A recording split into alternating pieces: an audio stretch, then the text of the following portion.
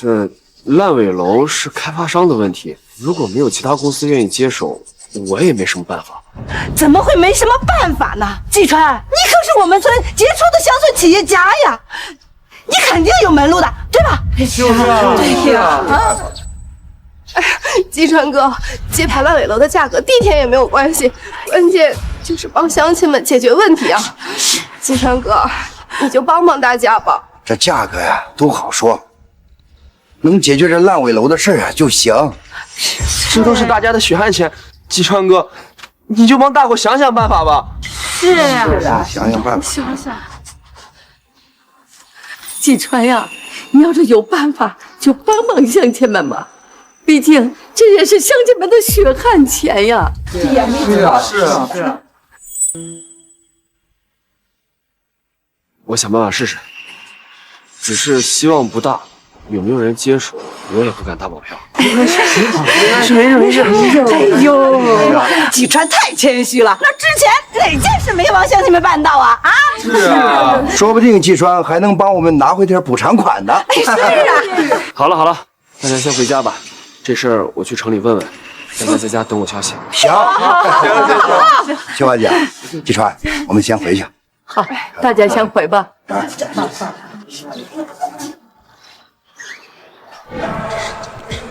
陆助理，我已经预约1个月了，也没能和沈总见上面。今天大好机会，求求您通融一下。陆助理，就占用沈总几分钟时间，您通融一下吧。沈总今天已经安排满了，实在没有时间见诸。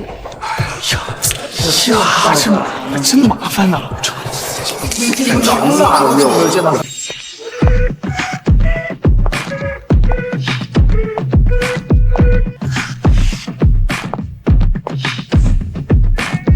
沈总，是沈总来了。沈总，超超，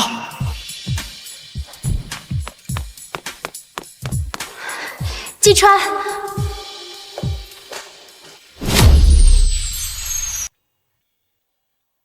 来吃菜。季川，你现在过得怎么样？还是在周家村帮乡亲们吗？你呢？如你所见，庄南集团现在做大做强，多亏了你当初的指点。这也离不开你自己的努力啊。可庄南集团原本应该是你的，当初要不是为了回周家村建设乡村，现在坐在总裁位置上的人应该是你。其实比起在城里当大总裁，我还是更希望能帮助乡亲。再说了，看到你过得好，我心里也高兴，不是吗？对了，你结婚了吗？怎么可能？忙着带乡亲们脱贫致富，哪有时间谈情说爱呀？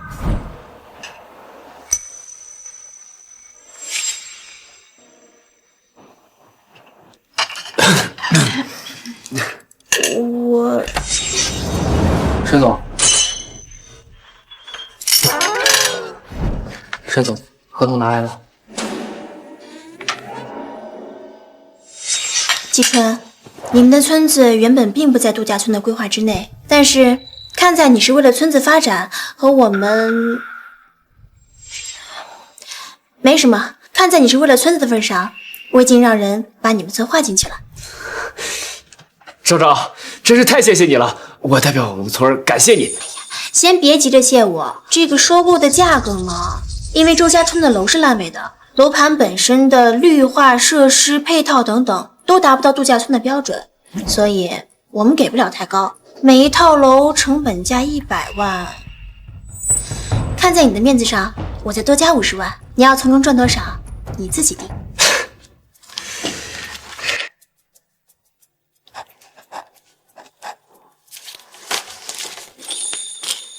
让你帮忙，我已经很不好意思了。再说，都是乡亲们的事，我怎么可能只想着赚钱呢？跟我还有什么不好意思的？来，吃菜。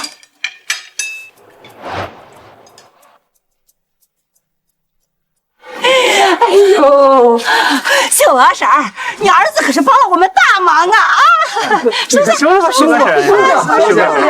这都是乡亲们的一点点小心意，秀花婶，您一定要收下呀！哎呀，对呀，收下吧，收下吧，收下乡亲们，我们家吉川能帮到乡亲们就好了。这些东西啊，真的不能收，你们拿回去啊，自己用吧啊！哎呦，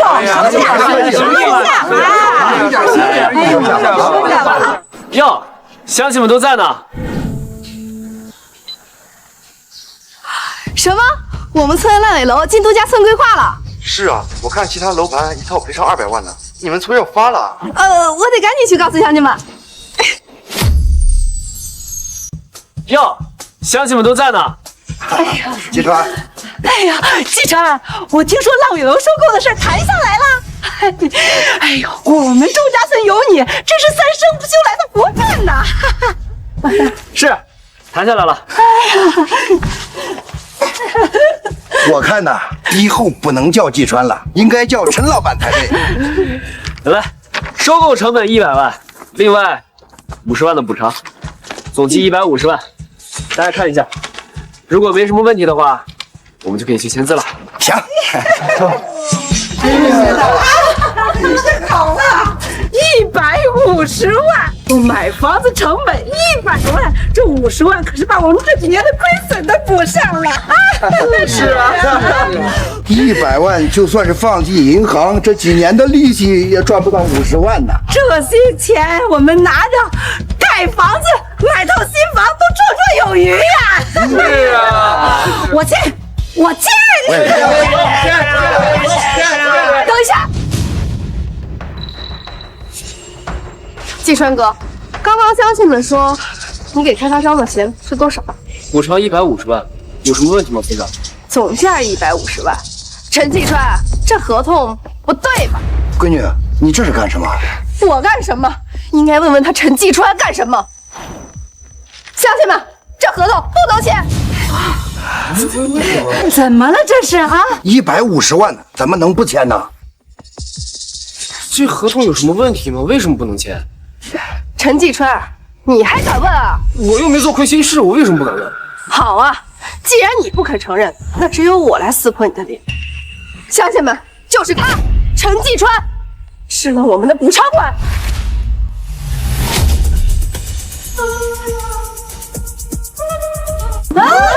你这是干什么呀？是啊，这怎么可能呢？是啊，究竟怎么回事啊？周若丽，你把话说清楚，什么叫我吃了乡亲们的赔偿款？若琳，这是不是有什么误会呀？我们家季川他可不是这种人呀！周若丽，你就不能好好说话吗？推人干什么？好啊，那我问你，隔壁楼盘一套卖多少钱？开发商收购回来赔偿他们是多少钱？具体多少我不知道，但一定比我们的烂尾楼高。跟我装糊涂是吧？那我告诉你，隔壁楼盘一套收回来就是200万。200万！我们这些房子不在规划范围之内，开发商愿意给150万已经是加价了。加价，据我了解，乡亲们的烂尾楼已经划入到了度假村范围之内。从烂尾楼变成度假村，这个价格可不只150万呢。乡亲们可以问问买了隔壁楼盘的亲戚，规划进度假村的房价是多少钱？这可不只是150万呢。我得打电话问一下。周若琳，你不要在这胡说八道哄骗乡亲。那些房子都是建好的商品房，原本就比烂尾楼的价格要高一些。况且我们的楼本来没有规划进度假村里边，是我费了9牛2虎之力。哟，急了呀！被我戳穿了，吃不到乡亲们的补偿款了，恼羞成怒了，还费了9牛2虎之力。你以为你是谁呀？轻飘飘说2句话，就能让我们周家村变成度假村的规划范围之内了？我陈继川，行得正，坐得端，绝对没有赚乡亲们1分钱。乡亲们，问好了吗？是不是要建度假村？他们的楼盘又是多少钱？对，我家小叔子说，他们的楼房一套200万收呢。我侄子也这么说，我姑姑也这么说的。陈继川，自己听听，是不是200万一套？乡亲们，你们听听，200万和他说的150万差了整整50万。明明我们周家村被划进了度假村里，却只能拿到比别人低的价格。他陈继川到底吃了我们多少回扣？这合同我们不能签。钱？不签了，不签了。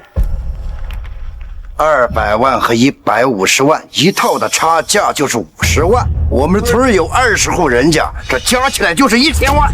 我说他一个外姓怎么对咱们周家村的事这么积极呢？原来是为了吞乡亲们的钱呐！我呸！有话好说，有话好说，你滚一边去！妈，我再重复一次，陈继川做事行得正，坐得端，清清白白。大家要是不信，大可以看看合同，上面究竟写的是多少钱。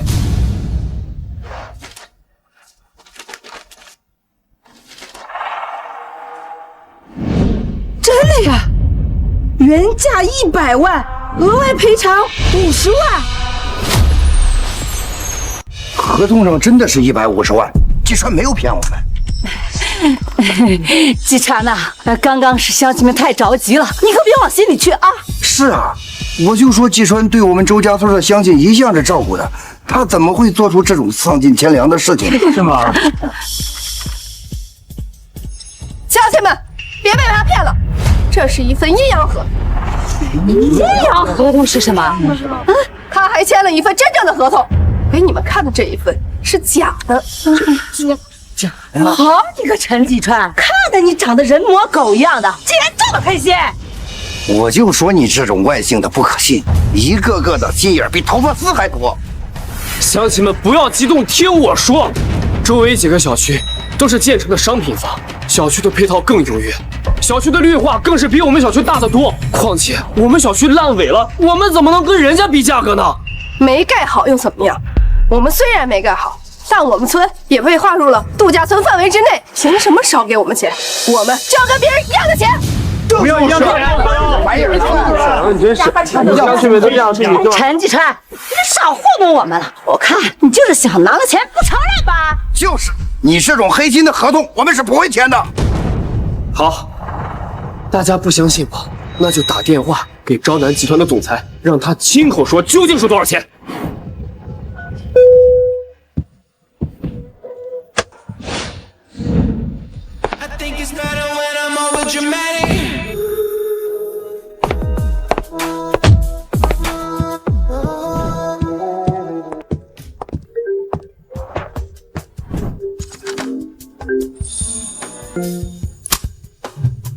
喂，季川，怎么了昭昭，我们的补偿款究竟是多少钱？150万一套啊，怎么了吗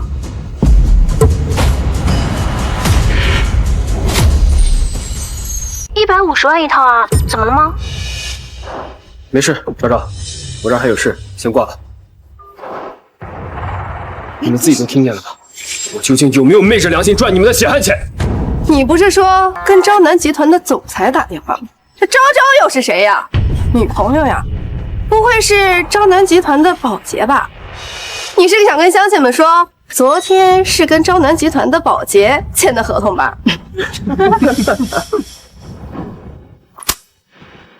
周若琳，自己睁大眼睛好好看看，这究竟是不是招南集团的总裁？是招南？你电话那头要真的是招南集团的总裁，为什么要不到更好的价格？就算要不到300-400万，那和别人一样，200万总得有吧？我看呀，你就是想吃了我们的补偿款去讨好你女朋友吧？好你个白眼狼，敢拿我们的补偿款去做人情，你今天必须给我们个交代！好，我今天就给你们一个说法。那天是你们说这房子烂尾这么多年，想拿回自己的血汗钱，让我帮忙想办法。我替你们去找开发商，不仅拿回了你们的成本价，还补偿了50万。我合同都带来了，你们还想怎么样？可你给的价格也太低了，我们怎么能同意？就是太低了，就是呀，太少了，是不是你们自己说的？只要能接盘这个烂尾楼，价格低点也没事，是不是你说的？你说没说？你说没说？沈总，只是接济老朋友的话，为什么不直接给钱呢？你懂什么？我可是要去提亲的。提亲？那个陈继川只不过是个农村小伙，即便有点生意头脑，可拿什么跟集团老总的您比啊？别这么说，当初我跟季川一起创业，在招南集团发展态势一片大好的时候，是季川把集团让给了我，独自回乡发展。他临走前啊，还把后面几年的规划都给我想好了。没有他，就没有朝南集团的今天。你身为朝南集团的员工，以后不准这么说他。是，沈总，是我食言了。别耽误时间了，我们去提亲。今天我要给季川一个惊喜。你呢？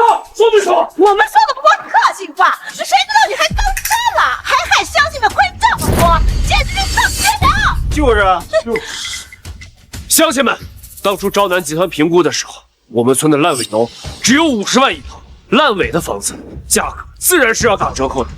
人家朝南集团是看在我的面子上，才愿意成本价收购，还愿意补贴你们这几年的损失。哟，牛皮都吹上天了！要是真有这么大的本事，怎么不多谈一点啊？是，少往自己脸上贴金了。乡亲们，咱们做人得讲道理吧。这些年，我们季川为了周家村的乡亲，为了周家村的发展，为乡亲们做了多少事啊！即便是你们对赔偿款不满意，也不能这样说我们季川呀！还帮忙呢啊！我看别人有事，他跑得比狗还快呢。我看是想吃回扣吧？当初卖我们家桃子那个劲儿呀，不知道黑了多少钱呢。之前还帮我们家卖橘子呢。陈继川，这么多年你装模作样帮助乡亲们，原来就是为了挣他家的钱呀！乡亲们，这件事情咱不能这么算了，今天就让他把这些年吃的黑心钱都还回来。对，还回来！我陈继川做人做事敢做敢当，从来没赚过你们一分。陈继川，他这个不知道，完全得是个黑人老板，滚做作呀！怎么？还钱！滚做作呀！你是滚出去！给死钱！青蛙了，挺高啊你！妈，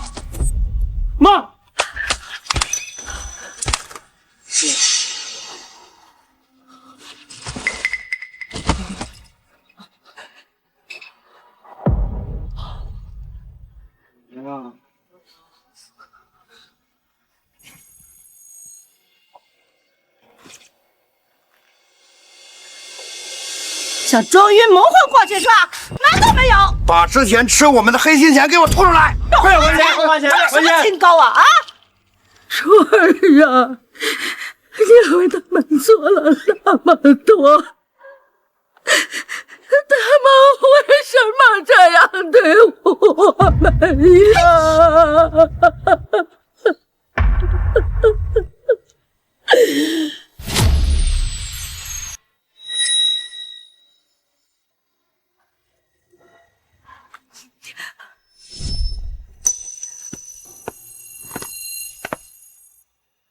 周素芬，当初我为什么帮你家卖桃子？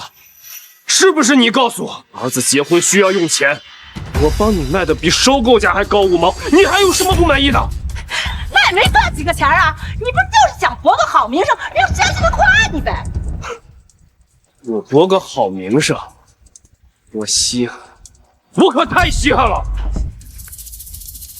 还有你，周大强，你家那片橘子里，从种植到销售，哪一个环节不是我帮你的？你这都不满意吗？你可拉倒吧！那品相不好的橘子，你是不是也压价了？想在我面前装好人，我呸！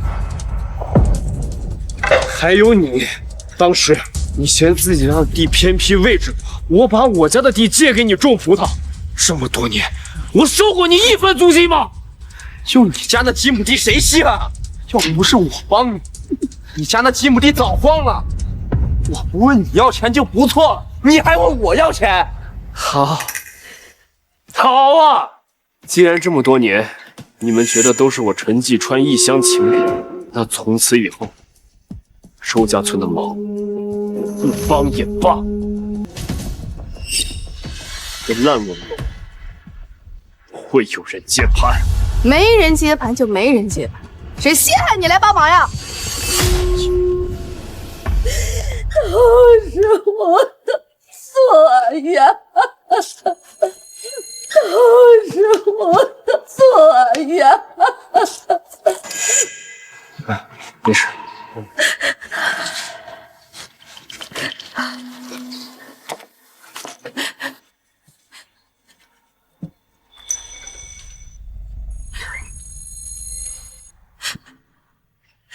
是妈不好，要不是妈非得让你帮助他们，咱们怎么会落成这样啊？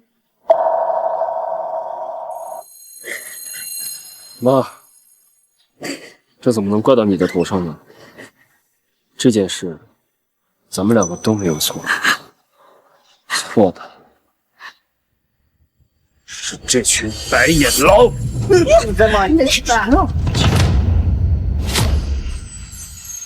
陈继川，你这个戏已经演够了没有？今天必须把吃我们大家的黑心钱都吐出来，否则你这个外姓人就别想在周家村待着了。上次去老陈家看见不少好东西，这狼崽子要是不给钱呢，咱们就把他都翻了。哎，你们不能这样，你们这是抢劫，是犯罪呀！还想吓唬我们？你们家哪样东西是你们自己的啊？还不是我们回扣买的？我们拿回自己的东西那是天经地义。啊，走，滚开！妈，没事，他们想要就拿就好了。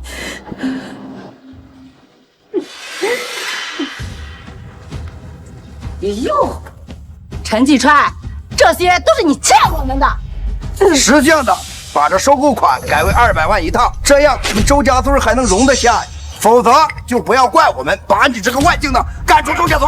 不用你们赶，我们自己会走。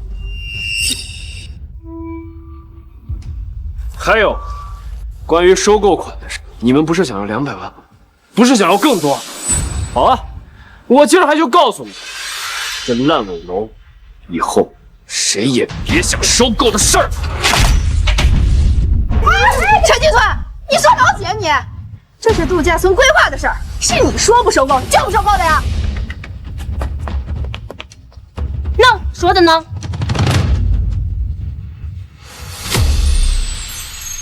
那我说的呢？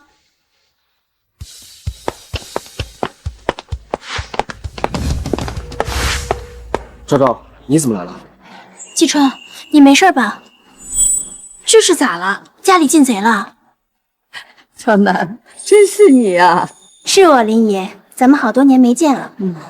所以这到底是咋了？赵赵，收购的事儿出了点岔子，没办好。我还以为出啥事了呢，没办好就不办了呗。反正这度假村也不是非烂尾楼。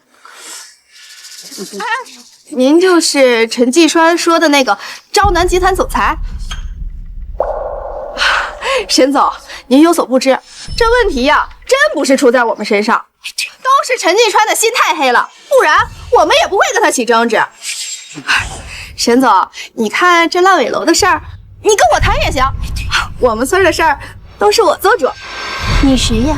也配跟我谈？我可是我们村的村干部，哼，谁要是想收我们村的楼，那也只能跟我谈。我懂了，看来是季川给的价格太低了。没错呀，沈总，你可千万不能把收购的事儿交给陈继川这黑心干的去办。他给的价格才150万一套，这不是坑人吗？就是，这隔壁小区的明明是200万，对呀，这图都少了50万呢。150万？我给你150万，你怎么给他们也是150万啊？季川，你这么做你图啥呀？图瞎了眼，费尽心血帮了一群白眼狼。哎，你的意思是季川没有赚我们钱呢？哎呀，这女人说她是招南集团总裁，她就是啊！哼，我和总裁的助理张青云是朋友，我这就给她打电话问问。去，快点，快点，打呀！哎，张助理，沈总今天有到我们周家村来吗？周家村没有啊，沈总出门的时候说是去分公司了，没有去你们村的行程。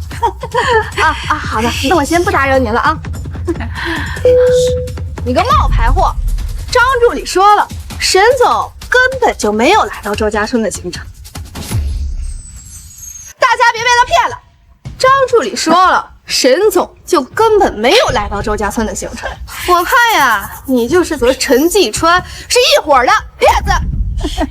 哎呀，看你这么气派，还以为你真是沈总呢，没想到是陈继川找的演员啊！这陈继川叫的这么亲热，还周周呢，我看呐，这分明就是他的姘头。我和昭昭清清白白，不是你们说的那样的，你们这是造谣。哟喂，这么紧张，怕是被我们说中了吧？乡亲们，我看呐，他们就是一对黑心干的奸妇淫妇，跑到我们村儿来坑蒙拐骗的。注意你的措辞，如此造谣抹黑沈总，我们赵南集团必将追究到底。嘿，你谁呀？这儿哪有你说话的份儿？我是沈总的助理。助理？哼，怎么现在做戏都做全套了，都开始请上助理来了？你看好了，这是我的工牌，我就是沈总的助理。假冒的就是假冒的，拿张工牌糊弄我，哈！你以为这就好使啊？我要是假冒的，带着这么多保镖，开着豪车来向陈继川提亲呀，这些可都是价值连城的礼物。你觉得我会拿这么贵重的礼物来糊弄你们吗？哼，别把自己想得太重。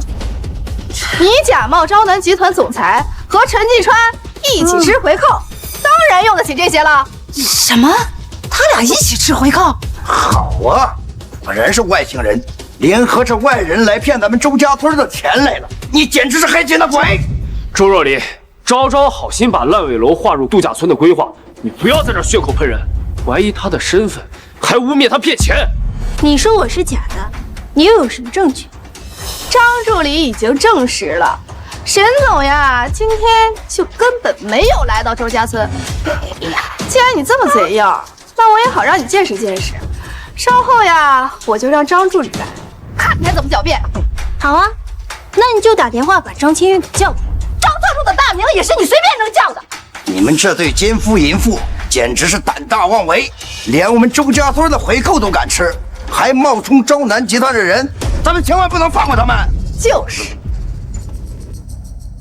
张助理，我们这里有一个冒充昭南集团总裁的女人，你赶紧过来揭穿她的真面目。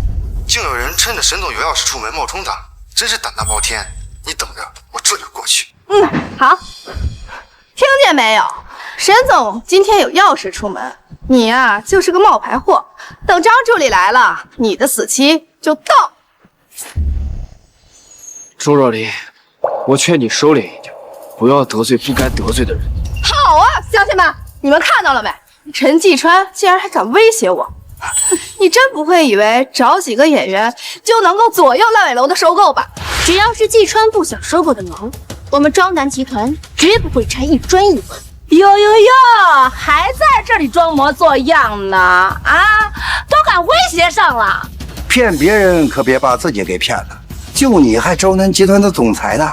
像你这样的，在昭南集团顶多是个做保洁的。就是，听见了，你当总裁呀，别把自己给骗了。哎呀，我们烂尾楼啊，已经划入到了度假村的规划范围之内，可不是你们说不收就收的。还好有村长，否则岂不是让陈继川这畜生给骗了？就是，对吧？村长可是我们的大恩人。你们真是眼瞎心盲，连谁是你们的恩人都分不清。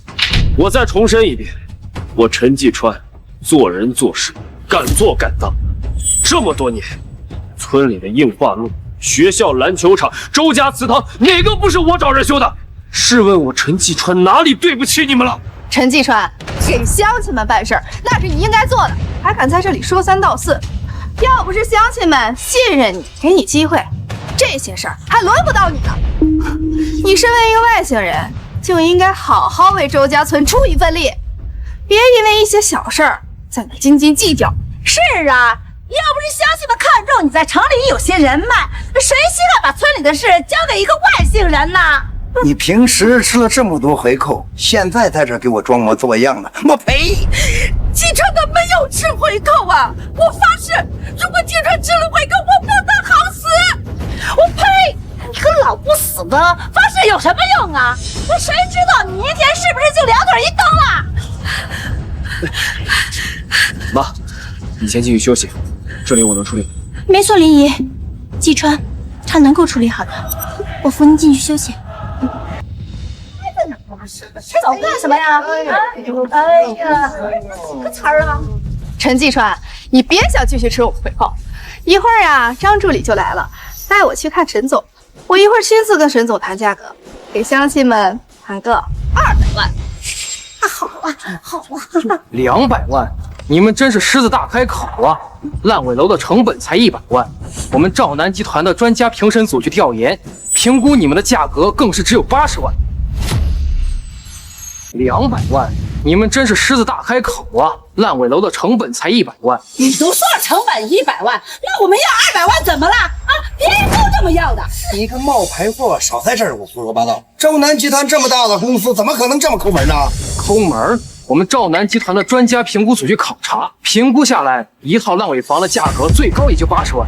10万？怎么这么低？这怎么可能啊？啊！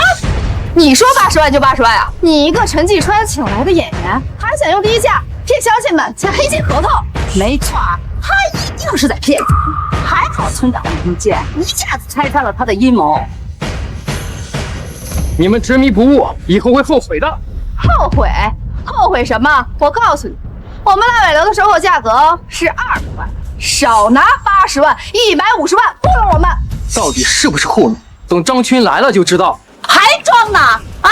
你一个冒牌货在这充什么老大呢？这是周家村，不是戏台子。一群不识好歹的东西！原本股东们是坚决不同意把烂尾楼纳入度假村的规划，要不是沈总连夜召开股东会说服股东们，你们连50万都拿不到。小洛，你们沈总这又是何必呢？该多少就多少呗。沈总也是看在您的面子上才想着要帮帮他们，但现在看来也不用了。哟，还演上了！你不会以为你空口白牙、偏底瞎话就能骗到乡亲们吧？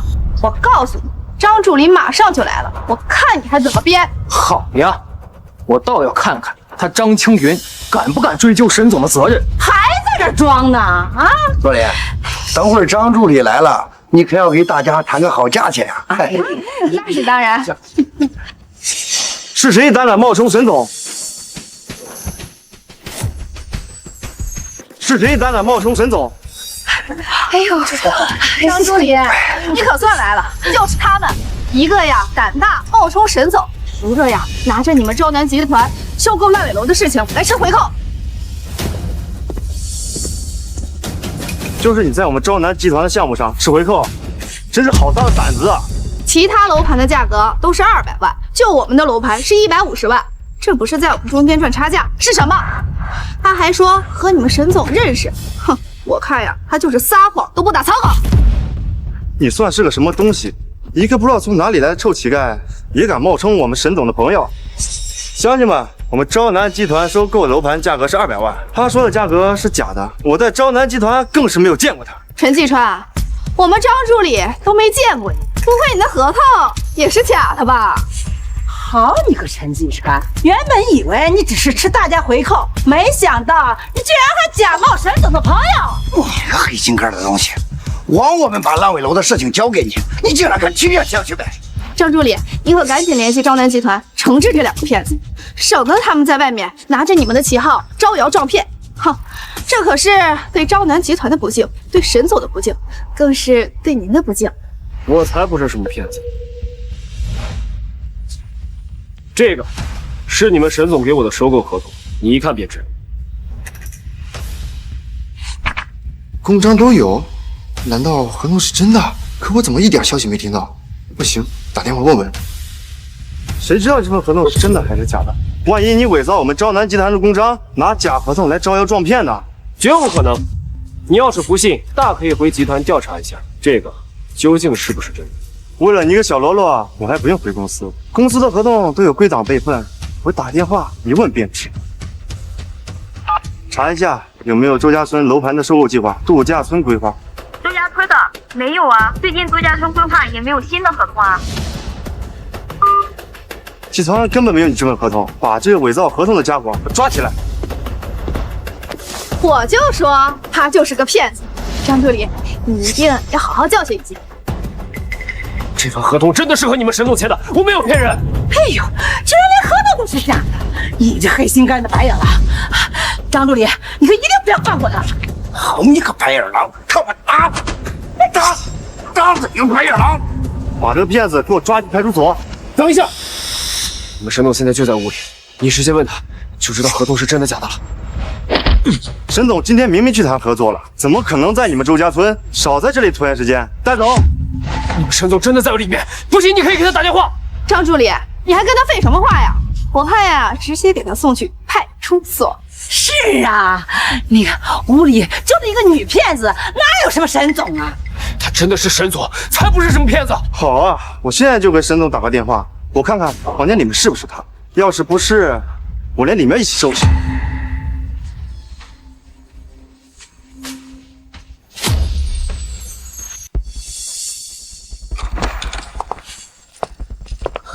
沈总，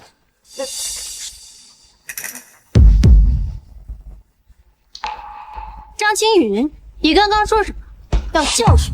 沈总，我错了，您大有大量，饶了我吧。张助理，你叫他什么？他是谁？孙子，要不是你骗我说这里有人假冒总裁，我怎么会冒冒失过来中断了？沈总，沈总，给我一个改过自新的机会吧。你仗着是我的助理，四处狐假虎威。我们昭南集团不需要你这样的败类，立刻给我滚出昭南集团！还不滚！沈总，刚刚是我们有眼不识泰山，您大人不计小人过，可千万别跟我们一样啊！沈总，我们乡下人哪里见过什么总裁呀？这一时认错也在所难免。您可千万别生气，影响了这烂尾楼的收购啊！这到底谁才是其他人演戏的？变脸变得这么快？沈总啊，你不是说看在季川的面子上会多给一点吗？你可千万不要食言呐！好，既然你们都这么说了，你们的烂尾楼我昭南集团可以收购，但是价格只有这次100万。凭什么我们按成本价收啊？周围其他楼盘都是200万，你们昭南集团是不是看不起我们周家村的人呢？你们这是区别对待，你以为你是谁呢？沈总，你既然想收购我们烂尾楼，那为什么非得跟他沈季川谈呢？您跟我谈也是一样的，我是周家村的村长，我觉得您跟我谈更合适。那周大村长说说应该多少钱？对嘛，与其把这50万给他，不如直接给到我们。乡亲们，这样咱们各退一步，就180万，怎么样？哎，可以，没问题。你是不是有点不信？这大白天的做梦呢？你是不是有点不信了？这大白天的做梦呢？嘿，我们村长好好跟你谈，你这态度也太恶劣了啊！就是你说话呢，太过分！你们的烂尾楼根本就不在度假村的规划内，之所以能划进去，还得感谢沈总。你们倒好，还玩起坐地起价的戏码了，一群不识好歹的东西。150万就已经很低了，100万能干什么呀？是啊，你们昭南集团不能这么欺负人呐！乡亲们，不要被这个女人骗了，她就是在故意杀我们的价格，在这演戏呢。我已经问过了，这里的估价大概是100万左右。100万就想收我们的楼啊？董总绝对不会同意的。就什么不会同意的？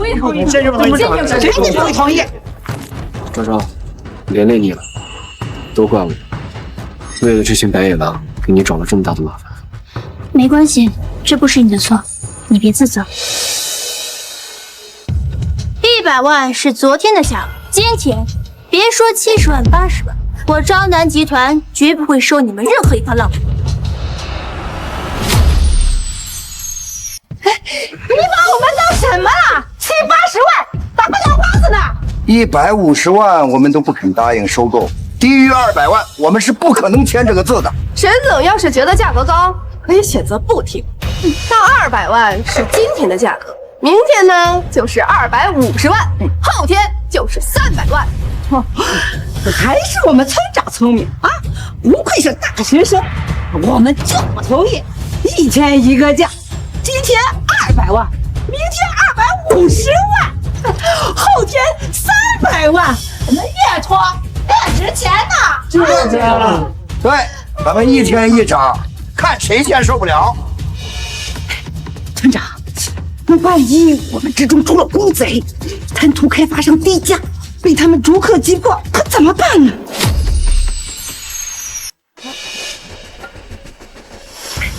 村长，那万一我们之中出了公贼，贪图开发商低价，被他们逐客击破了，可怎么办呢？乡亲们，为了防止我们群众中有敌人，现在呢，我们录音为证。今天在场的所有村民，我们都联合抵制低价收购，好不好？好。哎呦，这个办法好呀！这个办法就怕有人反水了。村长不愧是大学生啊！要不是他，我们被陈继川这个白眼狼生吞了，还给他数钱呢。好了，乡亲们，大家听我说啊！现在呢，我们开始录音。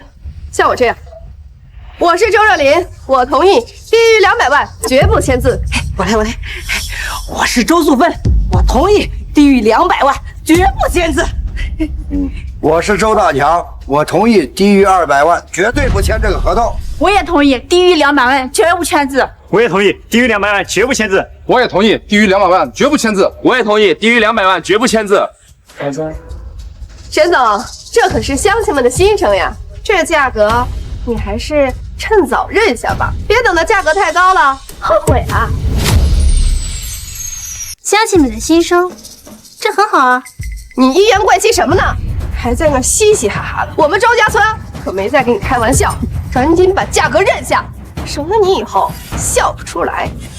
我告诉你，现在没有我们所有人同意，你休想收购我们的楼去建度假村。就是度假楼。乡亲们能团结一致啊，是好事儿。那请周大村长说说吧，你们想要多少钱一套？我跟你说，哎呀，至少200万一套。那怎么行？其他楼盘是200万，咱们周家村可比他们厉害多了。我看呀，至少凑个500万。500万好啊，这500万我就能买套大别墅，然后找个小年轻当老伴儿了。一大把年纪了也不害臊。要是我呀，就买辆迈巴赫，每天早上开着它买菜，这多有面呀！你还说我呢？看你这点出息！哎，乡亲们，那咱们价格就定在500万一套，哈，不谈心啊！如何，沈总？不会不答应吧？这要是拖到明天，就不是这个价了。我劝你呀，还是想清楚吧。想要500万一套啊？可以，我招南集团资金雄厚，不差这点钱。但是必须得季川亲自给报告，只要他同意了，我立刻就把钱答定。陈继川，你哑巴啦？发什么愣呢？赶紧说话呀！你不会是高兴坏了吧？不用太感谢我们，原先150万的收购款，我们给争取到了500万。陈继川，你说话呀！陈继川，乡亲们这是给你台阶下呢，你别不识抬举。你一个外来的小门小姓，我劝你啊，识相点，乖乖跟沈总说说我们收购的事儿。这样的话，我们烂尾楼的事情还能交给你去办。让我去跟昭昭说收购的事，我图什么？我图你们骂我狼心狗肺？我图你们说我赚黑心钱？还是图你们一口一个外姓人要把我和我妈赶出周家村？陈继川，你委屈什么劲儿呢？你一个小门小姓，我们周家村能容得下你，就应该感恩戴德。你对乡亲们啊，就应该尽心尽力一点。我没尽心尽力。周若琳，你摸着你的良心好好想想，我哪次帮乡亲们不是竭尽全力啊？他一个小门小姓，到我们周家村来占地方，本来就欠咱们了，帮点忙他还敢委屈上了？陈继川，我们哪里说错你了？你吃回扣的事情，我们还没给你算账呢。你这个赚黑心钱的，反倒委屈起来了。这样，你和沈总说一声，之前赔大家的钱呀，我们呀也都不要了。就当是报答你了，帮我们解决了烂尾楼的问题，让我们呀就挣那么点钱，没有功劳，我们呀也算你点苦了。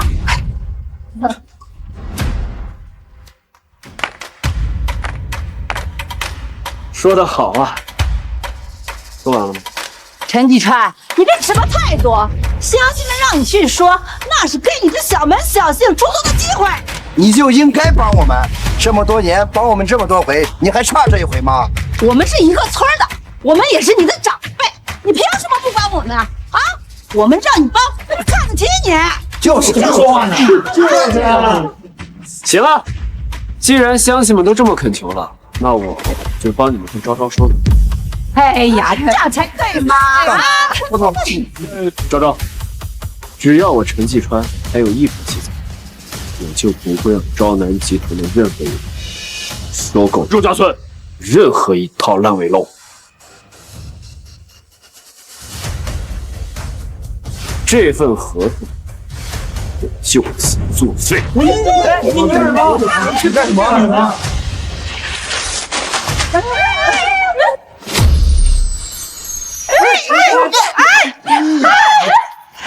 好好，继川，你终于清醒过来了，不再伺候这群白眼狼了。哎呦，继川，你开玩笑的吧？咱乡里乡亲的这么多年，你赶紧跟沈总说说好话，把咱这几套烂尾楼都给收了啊！就是啊，乡亲们的事你不能不管呀，赶紧跟沈总说说吧。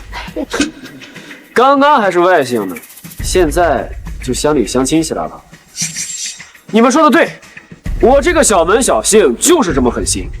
今天只要有我在，你们的烂尾楼就别想被昭南集团收购。朱若琳，你得说句话呀！啊，你是村干部，这件事你得站出来解决呀！啊，陈继川，你装出这副死样子给谁看呢？你能不能反思一下，为什么乡亲们对你不满意？还不是你平时不尽心吗？这你都能赖到乡亲头上，还敢联合外人一起欺负乡亲们，你真是能耐呀！反思？你们让我反思？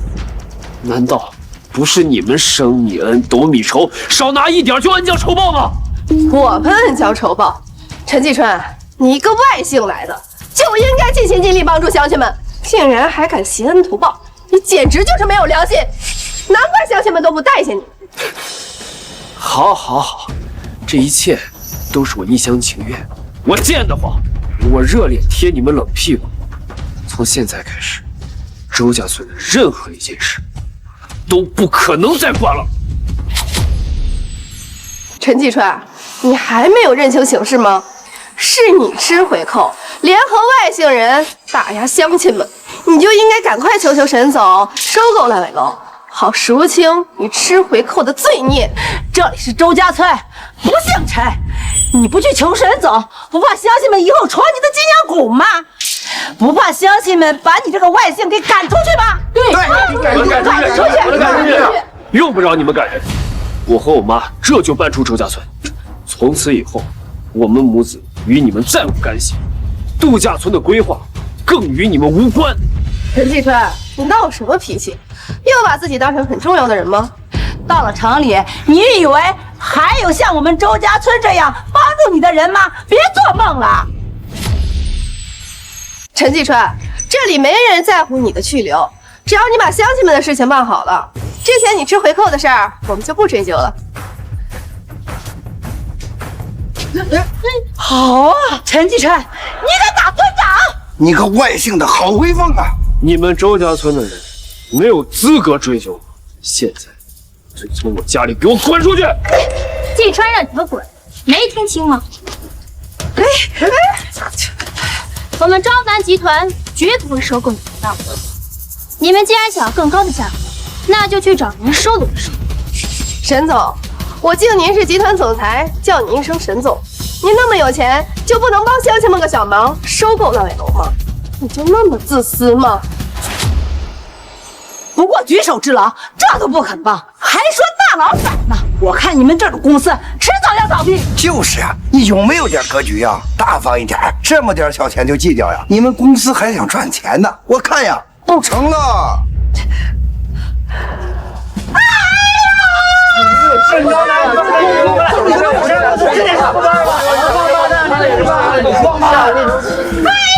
天下的资本家呀，就知道欺负我们农民！哎呀，要不讲理呀，黑心肝呐！那我今天就告诉你们周家村的烂尾楼，我昭南集团绝不会收其中的任何一套。沈总，反正我们合同已经签了，您现在要是反悔的话，已经来不及了。无论如何，你们今天必须收购。对，必须收购，必须收购。村长说的对，你们不收购也得收购。没错，今天你们必须得拆，你们不许少来。你们这些人简直是无耻至极！之前非要高价，现在我们不收购烂尾楼，你们这样是在威胁我们吗？威胁我们也没用，我们昭南集团绝对不会拆你们周家村的任何一套。别打我啊！别打啊！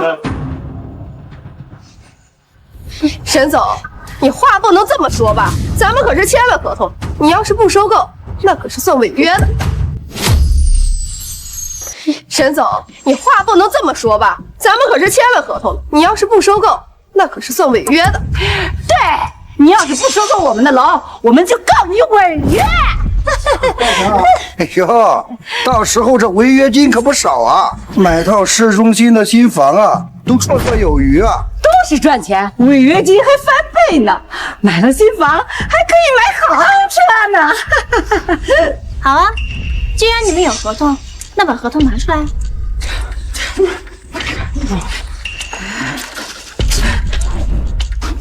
坏了，合同被陈继川的黑心干子撕了。哎呀，这可怎么办呀？我的豪车豪宅都没了呀！这合同我们还怎么办呀？我钱呢？我谁呢？收盘怎么办？周老爹，要不是你非要带头闹事，烂尾楼收购怎么会黄啊？周若琳，今天你必须给乡亲们个说法。说。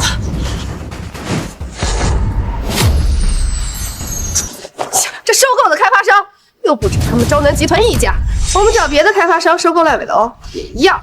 哟，就你能认识什么大老板呢？别说大话。我是大学生回村，城里熟着呢，难道我不认识？你认识吗？对呀，我闺女可是大学生，她在城里人脉牛着呢。既然如此，那你们尽早从我家滚出去！保镖，来把这群闹事的人给我弄出去！干啥？你干什么呀？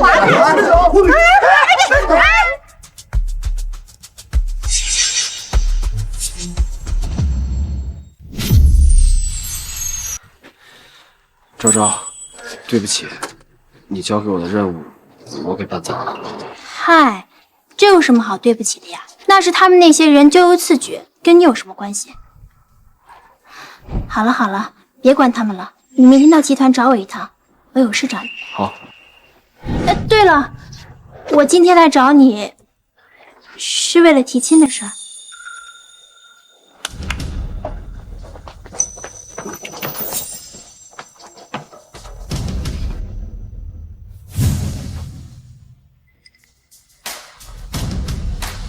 你要向我提亲？对，你之前要回村建设家乡，我们被迫分开，现在终于重逢了，你还愿意重新跟我在一起吗？我当然愿意了，只是现在收购的事情还没有结束，等告一段落，我们再考虑结婚的事，好不好？好，一切都听你的。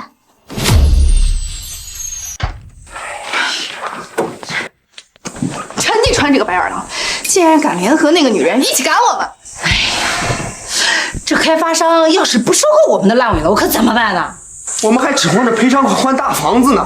你可得想想办法。刚刚可是你带头跟陈继川对着干的，你可不能不管我们呢。哎，我什么时候带着你们和陈继川一起对着干了？刚才不是你说的500万一套吗？现在500万打水漂了，150万也没了啊！你不承认是吧？要不是你们自私自利，闹得那么凶，陈继川怎么可能跟我们翻脸？我告诉你们，这钱我要是拿不到，你们都他妈别想好过！都是你啊！要不是你出主意，我们早就签合同拿钱了。我们的钱要是没有了，你也别想在村里待了。就是，要不是你周若琳多番阻挠，怎么会闹到现在这个地步？我不管，你今天必须给我想个办法。哎，行了，别吵了，安静点儿。我打个电话。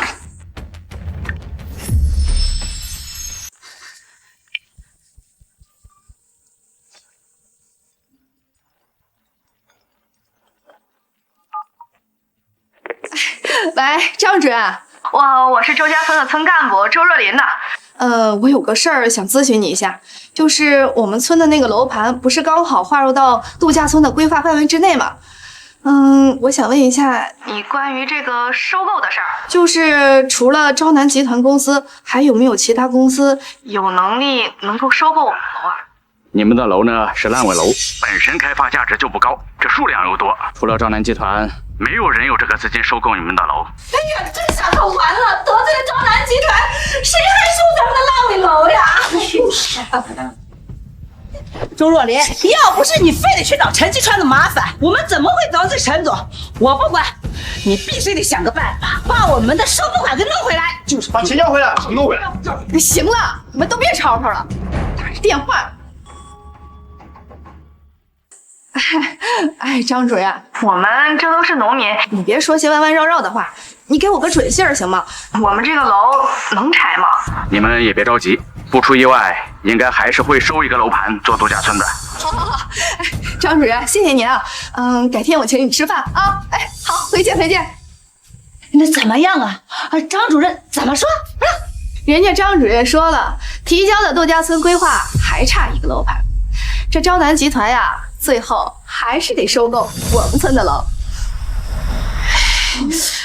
可附近应该还有一个楼啊，我记得是李家村的。对呀，招南集团不会跑到他们村里收楼吧？是啊，怎么可能？你傻呀？那李家村的楼又破又远，傻子才收他们楼。咱们村的楼呀，虽然是烂尾楼，但是好在位置好嘛。咱们呀，这就去招南集团跟他谈价格。走。好，哎，走。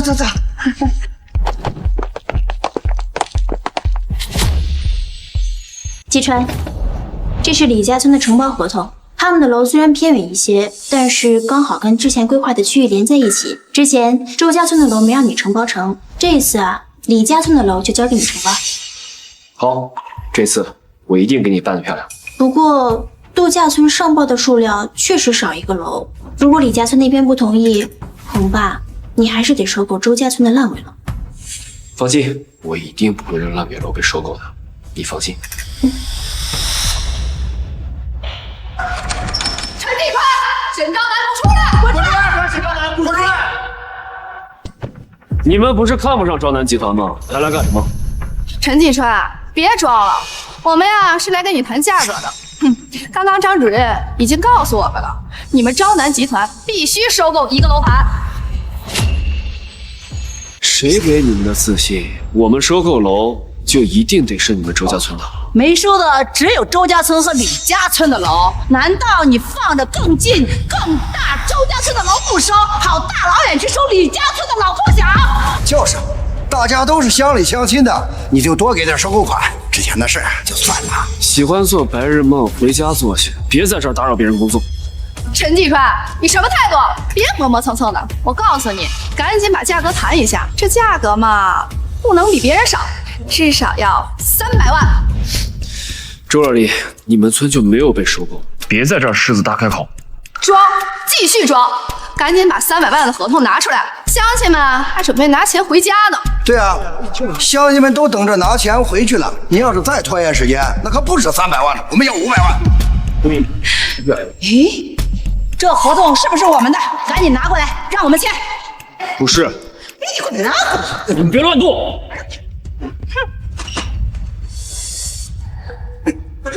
连我们合同都藏藏掖掖的，我看你啊就没安好心，想偷我们的钱是吧？你睁开狗眼好好看看，这里面到底是不是你们周家村？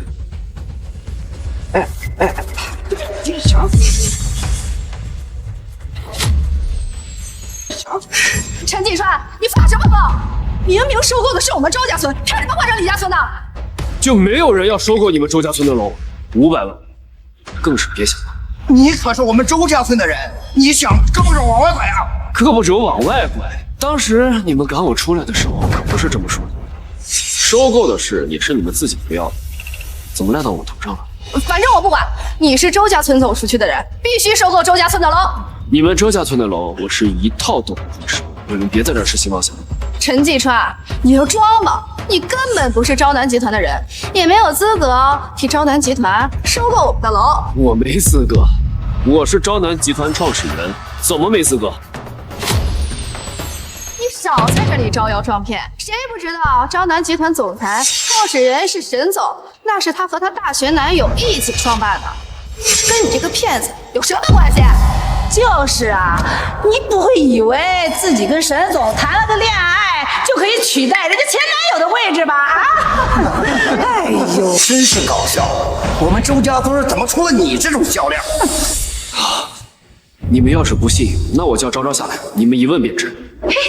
你和沈总那是男女朋友的关系，谁知道他会不会因为这层关系替你隐瞒呀？没错，谁知道他说的是真是假呀？你们就是非得无理取闹是吧？随便，爱信不信。让开，我还有事。哎，陈继川，我告诉你，你不仅吃回扣，还冒充沈总男友。哈，你要是不想办法把我们周家村的楼列入到规划范围之内，我就把你干的那些龌龊事儿都告诉沈总。你要告诉我什么？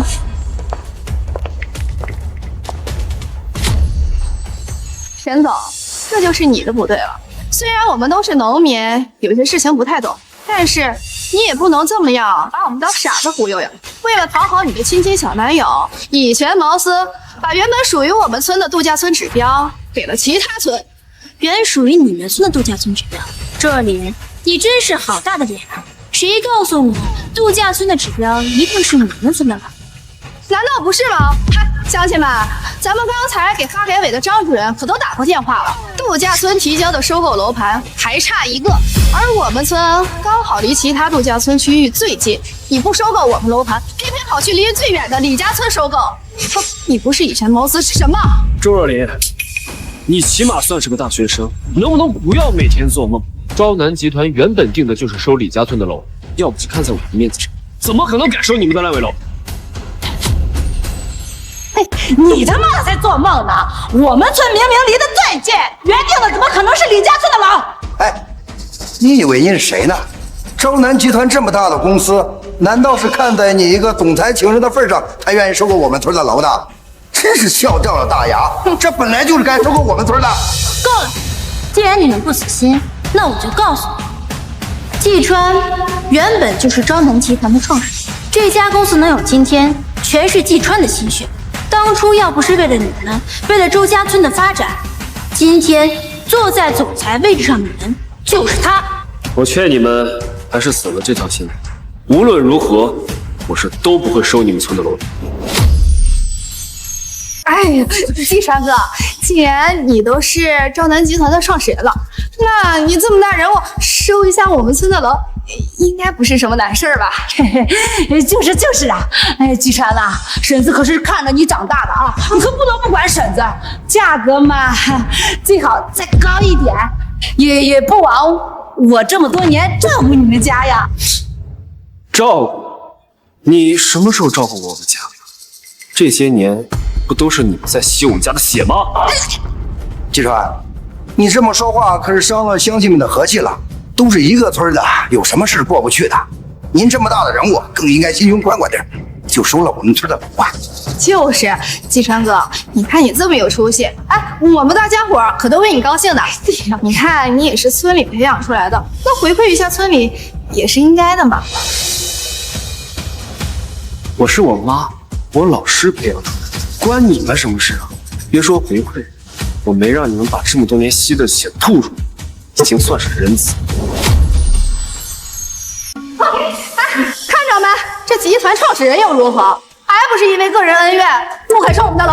黑心肝的白眼狼，乡里乡亲这么多年，就因为几句拌嘴，不肯收我们的楼啊！为了让乡亲们的钱打水漂，你的该死的白眼狼竟然跑去更远的地方收楼，你简直是遭天谴！就是。哎呀，五爷，好了，你不行了，你必须收了我们的楼，不然我就走了。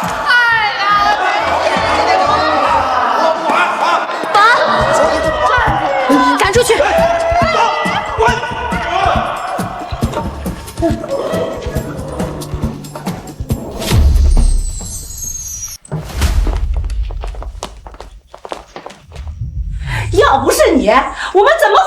进去，还装的多有办法，还不是干不过人家陈继川？文姐，这到手的钱飞了，你可千万得想想办法。反正他们肯定得收购一个楼。如果李家村有人不同意，那他们就只能收购我们村的楼了。好，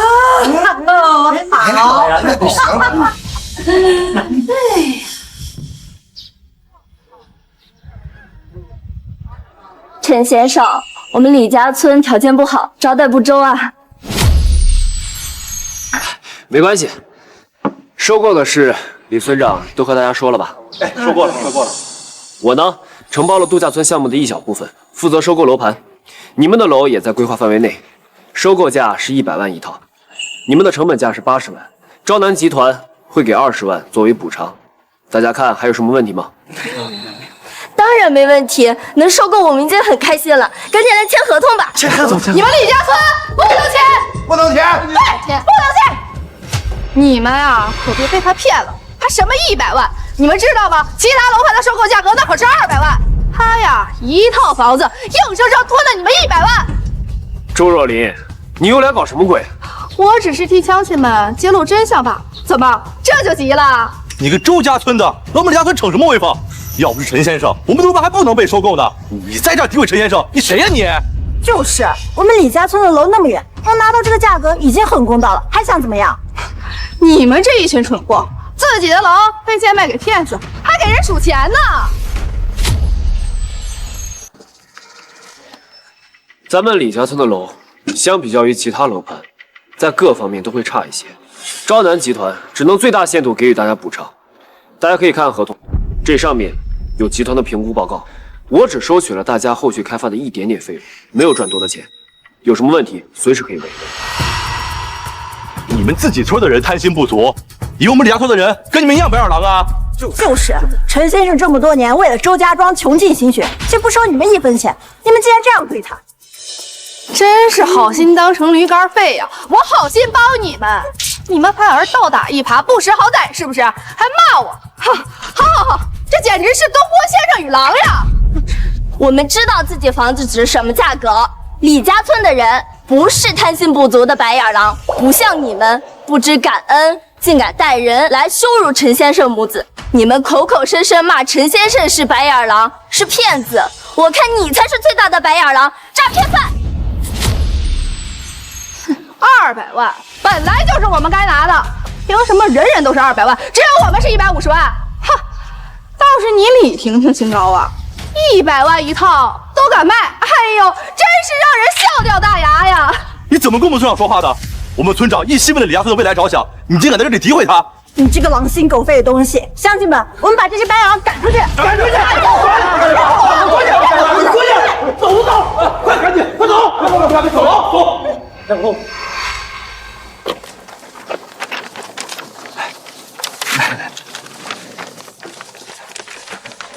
都是这点闹的，哎呀！那你说怎么办？周若琳，今天你必须给我们一个说法。说好了能让李家村不同意收购的，结果呢？啊，人家几句话就扭转了局面。现在好了，李家村大义拆迁，哪还有我们的事啊？我好好的豪宅豪车都被你给毁了，你必须给我一个交代！必须！干什么？别碰我！哎，好啊，你敢推我们？乡亲们有今天都是你害的，你还敢推我们？你们现在把锅甩我身上，都是你们贪心。要不是你们贪心，哪有今天这事儿吗？一切都是你们咎由自取。哎，这我是你挑唆乡亲们对付陈继川啊，害我们丢了收购款。我们没有你这样的村长，给我滚出去！滚出去！收分！别，乡亲们！哎呀，收分！哎呀，若琳，你们敢撵我，我可是村长，村长又怎么了？村长害我们丢了收购款呢！你们找我麻烦算什么本事？事到如今，反正也拿不到赔偿款了。你们不是有能耐吗？你们去公司去阻止他们开工啊！他说的也有点道理啊。是呀，反正我们没有了收购款，烂尾楼的本钱也收不回来。这公脚呢不怕穿鞋的，说不定能扳回一局，比招南集团给咱们签个合同呢。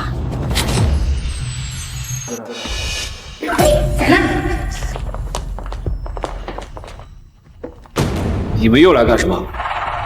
陈继川，今天呀，乡亲们是来讨要说法。你身为周家村的人，却不给乡亲们收购名额，今天呀，必须多一个名额给我们。对，必须多一个名额，还要多多赔偿。否则的话，我们就赖在你们门口不走了。你们谁都别想上下班。多一个名额，你们当这儿是菜市场买菜，随你们心意。怎么，你不是招南集团的创始人吗？连这点事儿都办不出来，还大人物呢？我看呀，就是不想帮乡亲们。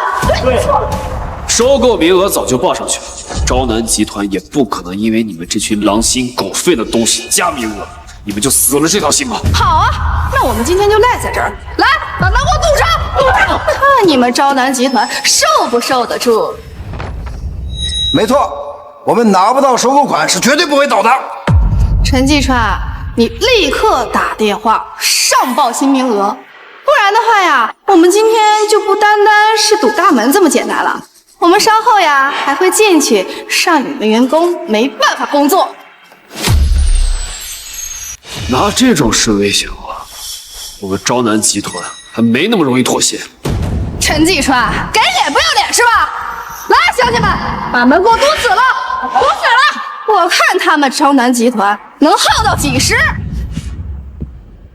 哎，你干嘛？你干什么？给我回去！你们别想用这种方法逼我们妥协。保安，给我赶出去！不走，也不走不行。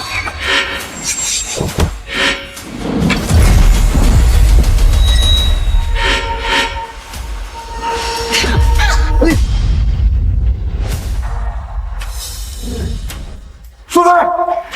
哎呀，打人了！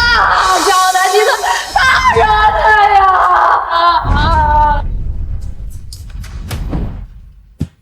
陈继川，你不给我们赔偿款也就算了，竟然还敢打人！陈先生，我没有推人。你们想赖账是不是？看把我们人打的！你把我们的人打了，这事儿就不能这么算了，必须赔款！要100万赔偿！我们的人没有打你们，这个赔偿款我们不可能给。你们有证据证明没推吗？没有，就必须赔款。谁说没有证据的？谁说没有证据的？不会是人证吧？这里站的可都是你们自己的人，要是这样的话，那我也有人证啊！我告诉你，今天你必须赔款100万，1分不能少。你们的100万怕是要泡汤了。这就是证据。现在你们还有什么要说的？证据确凿，是周若琳推的人。这就是个意外，要不是你们招南集团赶人，我也不能不小心撞到素芬婶儿。就是，要不是你们推人，怎么会发生这种事？你们必须赔偿！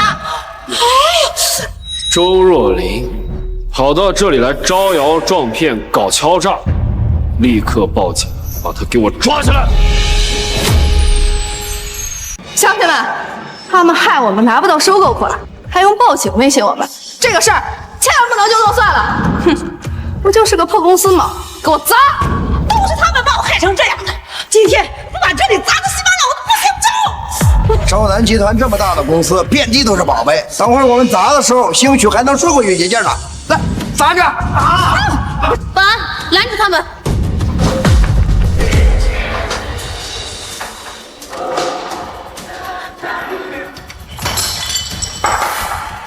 这个怎么办啊？陆助理，给张主任打电话，让他来处理。是。陈继川，你看他们，大家不好过，你也别想好过。你们闯进公司破坏财物，这是违法的。等警察来了，就是一顿打牢的时候。那又如何？反正法不责众，我们这么多人，还怕把我们抓了不成？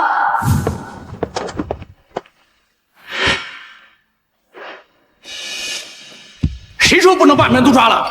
张主任，你怎么来了？我告诉你，还有一个地产项目要收购，不是让你来招南集团闹事的。张主任，警察同志，这群人破坏我们招南集团的财物，请您一定要给我们一个交代。沈总放心，你们为度假村项目奔波，这种小事交给我们来解决就好了。把这几个聚众闹事、毁坏财物、这样撞骗的人给我抓起来！我们冤枉的，季川哥，我们可是一个村的，你不能这样，你快救救我们呀！他们能有今天，真是咎由自取。好了，季川，别管他们了。我们既然重新在一起了，是不是该把领证的事情提上日程了？咱们一起挑个好日子领证。